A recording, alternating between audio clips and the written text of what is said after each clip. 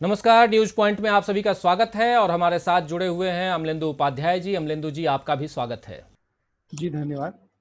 तो अमलेंदु जी, लॉकडाउन जो है देश में, इस लॉकडाउन के 2 महीने पूरे हो गए हैं और इसके साथ ही भारत कोरोना से सर्वाधिक प्रभावित 10 देशों में शुमार भी हो गया है।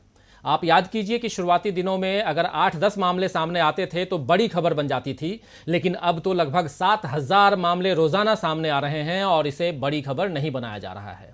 खैर, ये आप सब जानते हैं, हम सब जानते हैं कि मीडिया आजकल क्या कर रहा है। कब किस खबर को ब्रेकिंग या बड़ी खबर बनाना है, ये सब सत्ता के इशारे पर तय हो रहे हैं। लेकिन देश गंभीर स्वास्थ्य संकट से गुजर रहा है, इस बात से कोई इनकार नहीं कर सकता और इसमें तो कोई दो राय नहीं हो सकती। आप याद कीजिए कि शुरुआती दिनों में क्या क्या कहा गया था। चलिए कुछ बातें याद दिलाता हूं। जैसे 21 दिन में संक्रमण की चेन को तोड़नी है। जब पहला 21 दिन का लॉकडाउन लगाया गया था, उस समय मोदी जी का यह बयान था कि 21 दिनों में संक्रमण की चेन को तोड़नी है। उसके बाद कहा गया कि 18 दिन में महाभारत का युद्ध जीता गया था।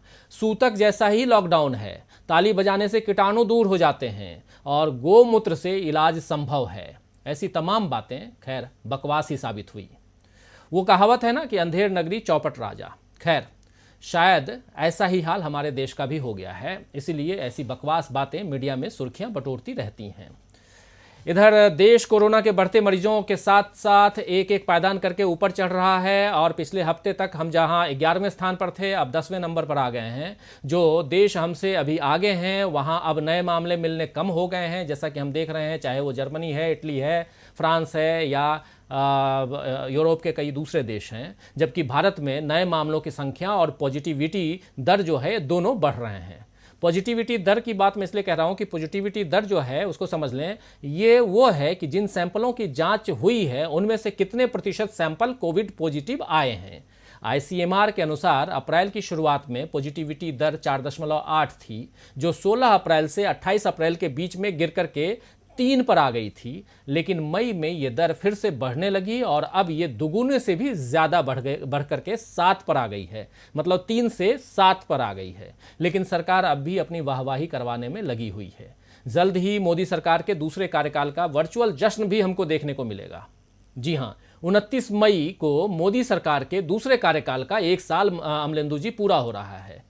तो अमलेंदु जी, जिस समय प्रधान सेवक की चिंता केवल और केवल जनता का स्वास्थ्य और उनकी आर्थिक समृद्धि होना चाहिए, उस वक्त हमारे हुक्मरान और पूरी सरकार जो उनकी है वो वर्चुअल जश्न मनाने जा रही है। क्या कहेंगे आप? असल में जब देश में लाशें गिर रही हों देशवासियों की, उस समय जश्न मनाने का काम जो है ये राष्ट्रभक्त पार्टी भारतीय जनता पार्टी ही कर सकती है। ऐसा राष्ट्रभक्ति का काम दूसरी कोई पार्टी नहीं कर सकती और इनको ये सारे गुनाह माफ हैं। मतलब जिस समय देश गंभीर संकट में है, महामारी बुरी तरीके से फैल रही है, सरकार बुरी तरीके से नाकाम रही है, लॉकडाउन बुरी तरीके से फेल हुआ है, ये सरकार हर मोर्चे पर फेल हुई है और उस समय जो है जश्न की तैयारियां जो हैं हमारा सत्तारूढ़ दल करने जा रहा है। तो इस ऐसे लोगों की मानसिकता पर ना हंसा जा सकता है और ना रोया जा सकता है, अफसोस किया जा सकता है। अफसोस की बात यह है कि इतने गंभीर संकट के बाद भी इन लोगों को जो है राजनीति सूझ रही है और देश जो है इनकी एजेंडे में कहीं भी नहीं है। ना देश एजेंडे में है और ना इंसानियत एजेंडे में है। मतलब मुझे तो लगता है कि ये भारतीय जनता पार्टी जो है और सरकार जो है ये शुद्ध रूप से मानवता विरोधी और देश विरोधी हो चुके हैं। मतलब ऐसा गंभीर संकट का समय है कि जब अभी आपने कोई तैयारी मतलब आपके सामने भी नहीं आई है, ना कर्मचारियों को पीपीई किट मिले, रोज घटनाएं सामने आ रही हैं इस तरीके की, और उसके बाद जो है आप जो है इस पे तैयारियां शुरू कर रहे हैं। पहले तो आपने जो कहा था कि 21 दिन में जो है लड़ाई जीत ली जाएगी और महाभारत का युद्ध तो 18 दिन चला था, वो 18 दिन के महायुद्ध तो 3 हो चुके अब तक प्रधानमंत्री जी के कहे के मुताबिक। नोटबंदी में कहा था 50 दिन में चौराहे पर आएंगे, यहाँ तो 60 दिन हो चुके। आपने किस दिन मांगे थे चौराहा, कौन सा खोजा प्रधानमंत्री जी आपने? देश के अंदर जो ये लाशें गिर रही हैं इनकी जिम्मेदारी कौन लेगा? किसी की जिम्मेदारी तय होगी कि नहीं होगी? अभी देखिए आप सोशल मीडिया पे एक वीडियो वायरल हो रहा है कि एक श्रमिक ट्रेन से एक महिला जो है उसकी लाश पड़ी हुई है और उसका 2 साल का बच्चा जो है उसके कफन से खेल रहा है और माँ को जगाने की कोशिश कर रहा है। ऐसा हृदय विदारक वीडियो देख करके प्रधानमंत्री हमारे चैन से सो लेते हैं? ये कैसे प्रधानमंत्री हैं? इनकी मानवता कहाँ चली गई है? दरअसल ये जो प्रशिक्षण भारतीय जनता पार्टी के लोगों को मिलता है जिस तरीके का, उसमें मानवता को सबसे पहले खत्म किया जाता है। मुझे लगता है कि इनको सबको आत्मचिंतन करने की आवश्यकता है कि मानवता के ऊपर जिस समय इतना गंभीर संकट है और उस समय आप जश्न की बातें करते हैं, शर्म आनी चाहिए इन लोगों को, बिल्कुल शर्म आनी चाहिए और देश को सवाल करना चाहिए। जब ये सवाल इस तरीके के काम करें तो देश इनसे सवाल करें किस बात का जश्न है। इस बात का जश्न है कि 4000 मौतें हो चुकी, इस बात का जश्न है कि सारे हाईवे जो है लहूलुहान है, इस बात का जश्न है कि 1400 किलोमीटर 1500 किलोमीटर जो है लोग पैदल चल चल के चले जा रहे हैं। आजादी के बाद सबसे बड़ा विस्थापन जो है वो हुआ, इस बात का जश्न है। भारतीय जनता पार्टी किस बात का जश्न मनाना चाहती है? मुझे लगता है कि देश के लोगों को भारतीय जनता पार्टी से और प्रधानमंत्री से सीधा सवाल करने की आवश्यकता है। जी अमलेंदु जी, खैर सरकार को तो जश्न मनाना है और हाँ, सरकार का कहना है कि वो जश्न के दौरान गृह मंत्रालय की गाइडलाइंस जो है उसका ख्याल रखेगी, उसका ध्यान रखेगी। सामाजिक दूरी का पालन करते हुए ही 750 वर्चुअल रैलियां और 1000 वर्चुअल प्रेस कॉन्फ्रेंस करेगी। बीजेपी अध्यक्ष जेपी नड्डा ने कहा है कि प्रधानमंत्री मोदी द्वारा लिखित एक पत्र जिसमें आत्मनिर्भर भारत का संकल्प, विश्व कल्याण हेतु भारत की भूमिका और मौजूदा मुसीबत के फैलने से बचाव के लिए सावधानियां और स्वस्थ रहने के लिए अच्छी आदतों के संकल्प के आह्वान को देश भर में 10 करोड़ घरों तक पहुंचाना है। इस दौरान पार्टी कार्यकर्ता अपने अपने मंडल में लोगों को मास्क और सैनिटाइजर बांटेंगे।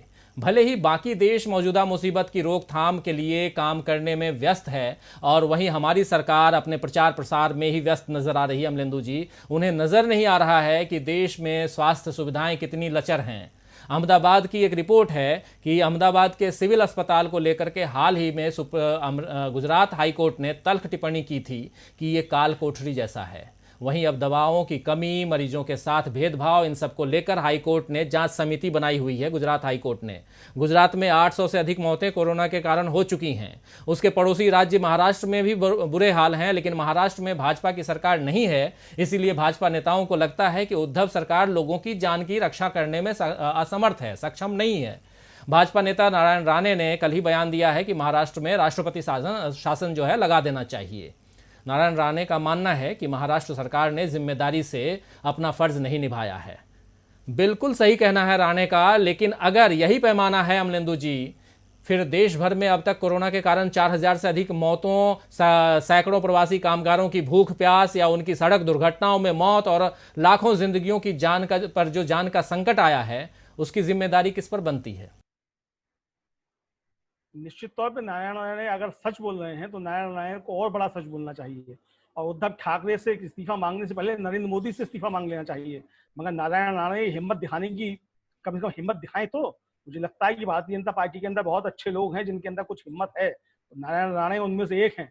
और नारायण राणे अगर आज उद्धव ठाकरे से इस्तीफा मांग रहे हैं तो मुझे लगता है कि शाम तक जो है वो प्रधानमंत्री नरेंद्र मोदी से भी इस्तीफा मांग लेंगे, क्योंकि उद्धव ठाकरे जो कर रहे हैं वो तो एक सीमित संसाधनों के बीच में कर रहे हैं जी। जब केंद्र सरकार पैसा नहीं दे रही है, जब केंद्र सरकार पीपी किट नहीं दे रही है, जब केंद्र सरकार जो है अस्पतालों में सुविधाएं नहीं दे रही है, जब केंद्र सरकार ट्रेनें नहीं दे रही है, तब उद्धव ठाकरे का उससे लड़ रहे हैं। और जब उद्धव ठाकरे मना कर रहे हैं कि हवाई जहाज मत खोलिए और केंद्र सरकार जो है हवाई जहाज खोल दे रही है, तब जो अगर वहां हो रहा है उद्धव ठाकरे का उससे लड़ रहे हैं, तो मुझे लगता है कि नारायण राणे को सबसे पहले प्रधानमंत्री नरेंद्र मोदी से इस्तीफा मांग ही लेना चाहिए और भारतीय जनता पार्टी के तमाम लोगों को मांग लेना चाहिए। ये भारतीय जनता पार्टी के हित में अच्छा है कि भारतीय जनता पार्टी के अंदर से प्रधानमंत्री नरेंद्र मोदी के इस्तीफे की मांगे उठना शुरू हों, क्योंकि अगर भारतीय जनता पार्टी को इस देश से प्यार है और भारतीय जनता पार्टी इस देश की समस्याओं को समझती है, तो उसे मुझे लगता है कि प्रधानमंत्री नरेंद्र मोदी से जल्दी मुक्ति ले लेनी चाहिए। और ये काम जो है मुझे लगता है नारायण राणे शुरू कर सकते हैं और उन्होंने जिस तरीके से उद्धव ठाकरे के ऊपर सवाल उठाना शुरू किए हैं, उसी तरीके से नारायण राणे जो है वो प्रधानमंत्री के ऊपर सवाल उठाना शुरू करें। अब देखिए, इतवार आ रहा है इस महीने का आखिरी जी, प्रधानमंत्री फिर मन की बातें करेंगे, फिर मन की बात करेंगे प्रधानमंत्री। अब क्या मनमौजी बातें करेंगे प्रधानमंत्री? यानी मन की बातें 6 साल करते करते प्रधानमंत्री जी आपने इस देश को गड्ढे के अंदर झोंक दिया है। अब भी आपके मन के अंदर की बातें रह गई हैं, तो बंद कीजिए मनमौजी बातें। अब जनता की बातें करने का वक्त है, जनता की बात कीजिए। आपको जनता की बात करनी पड़ेगी। ये मनमौजी बातें बंद कीजिए, मनमर्जी बातें बंद कीजिए। आपकी मनमर्जी बातों ने देश को तबाह कर दिया है, देश को तबाह बर्बाद कर दिया है। इन मनमर्जी बातों से देश नहीं चलेगा, देश अब जनता की बातों से चलेगा। प्रधानमंत्री जी आपको सवालों के जवाब देने होंगे। आप इस देश से ऊपर नहीं है, आप इस देश के संविधान से ऊपर नहीं है, आप इस देश की जनता से ऊपर नहीं है। आपने देश के ऊपर जो आपने तबाही और बर्बादी लाई है उसकी जिम्मेदारी आपको लेनी होगी और जनता के सवालों के जवाब आपको देने ही होंगे। प्रधानमंत्री जी, आप अपने सवालों से बच नहीं सकते हैं। मन मर्जी बातें बंद कीजिए। 31 मई को जब आप आएंगे और अपनी मन की बात करेंगे तो उस मन की बातों में अपने अपराधों को कबूल कीजिए और देश के सामने रोड मैप रखिए कि 31 मई के बाद जब लॉकडाउन, आप कह रहे हैं कि ये नए रंग रूप का लॉकडाउन है, तो 31 मई के बाद क्या होगा, लॉकडाउन किस तरीके से खुलेगा, जिनके रोजगार गए हैं उनको किस तरीके से रोजगार मिलेगा, जो उद्योग बंद हो गए वो किस तरीके से शुरू होंगे। इसका सवाल, इन सवालों के जवाब प्रधानमंत्री देश आपसे जानना चाहता है और आपकी जिम्मेदारी है, क्योंकि देश ने आपको जनमत सौंपा था। इसलिए नहीं सौंपा था कि आप हर रविवार को, हर महीने के आखिरी रविवार को आएंगे और अपनी मन मर्जी बातें करके चले जाएंगे। इसलिए आपको जनमत नहीं सौंपा था। जनमत इसलिए सौंपा था कि देश ने आपको जो देश की बागडोर दी थी, और अगर देश की बागडोर कमजोर हाथों में है और असुरक्षित हाथों में है तो देश की अधिकार है कि वो असुरक्षित और कमजोर हाथों से देश की बागडोर वापस ले ले। मुझे लगता है कि प्रधानमंत्री को आत्मचिंतन, आत्मावलोकन करने की आवश्यकता आ गई है और पूरे देश के अंदर से ये आवाजें होनी चाहिए कि प्रधानमंत्री जी, अब आत्मचिंतन करिए। देश के साथ खिलवाड़ बहुत हो गया, बहुत हो गया। अब ये खिलवाड़ आपको बंद करना चाहिए। जी बिल्कुल सही कह रहे हैं, लेकिन कुछ बातें कामगारों को लेकर के बता दूं कि जो सरकार है, जैसा हितैषी बनने की कोशिश कर रही है कामगारों को लेकर के, लेकिन साफ यहाँ दिखाई दे रहा है कि इसके पीछे महज उनका जो है राजनीतिक लाभ ही है। और प्रवासी कामगारों को हो रही परेशानियों का हमने अभी आज ही एक खबर आई है अमलेंदु जी, उसको यहाँ रखना मैं ज़रूरी समझ रहा हूँ कि सुप्रीम कोर्ट ने आज मंगलवार को स्वतः संज्ञान लिया है प्रवासी कामगारों को लेकर के। और सुप्रीम कोर्ट के जस्टिस अशोक भूषण और जस्टिस संजय किशन कौल और जस्टिस MR शाह ने 2 पेज के अपने ऑर्डर में कहा है कि लगातार मीडिया रिपोर्ट्स और न्यूज़पेपर की रिपोर्ट्स उन्होंने देखी है और रिपोर्ट बताती है कि प्रवासी मजदूरों की दुर्भाग्यपूर्ण स्थिति है। देश भर में जो स्थिति है प्रवासी मजदूरों की बहुत ही दुर्भाग्यपूर्ण है और अदालत ने यह भी कहा है कि उन्हें इस समय निःशुल्क भोजन और आवास की ज़रूरत है और संबंधित सरकारों को उन्हें राहत प्रदान करनी चाहिए। प्रवासी मजदूरों के लिए ये कठिन दौर है और इन्हें मदद की दरकार है। अदालत का ये भी कहना है अमलेंदु जी कि राज्य और केंद्र की सरकार ने कई कदम उठाए हैं, लेकिन अभी भी ये तमाम प्रयास अपर्याप्त हैं और इनमें कमियां हैं। हम इस मामले में एक मत हैं कि प्रवासी मजदूरों के लिए प्रभावकारी और ठोस कदम उठाने की ज़रूरत है ताकि उन्हें मुसीबत से छुटकारा मिले। लेकिन सवाल उठता है अमलेंदु जी कि मोदी सरकार सुप्रीम कोर्ट की इन बातों को कितनी गंभीरता से लेगी। सुप्रीम कोर्ट ने जो बात कही है वही बात हम देखते आए हैं कि कांग्रेस भी कह रही है, राहुल गांधी खासकर जो अर्थशास्त्रियों से मिल रहे हैं, बातें कर रहे हैं, वो भी, और कुछ अर्थशास्त्रियों की भी यही सलाह है कि सबसे पहले मजदूरों की सुध ली जाए, उन्हें तत्काल मदद पहुंचाई जाए। इन सुझावों पर अमल करना या न करना सरकार के हाथ में है। और सबसे बड़ा सवाल यह है अमलेंदु जी कि क्या मोदी सरकार सुप्रीम कोर्ट की टिप्पणी को, कोरोना के बढ़ते मामलों को और लोगों के बीच अपने जीवन को लेकर पनप रही दहशत को मोदी सरकार जो है वो 1 साल की उपलब्धियों में शुमार करेगी? ये सबसे बड़ा सवाल है। तो दोस्तों, आज के लिए बस इतना ही। अमलेंदु जी, आपने चर्चा में भाग लिया, इसके लिए बहुत बहुत धन्यवाद और आप सब देखते रहिए DV लाइव। नमस्कार।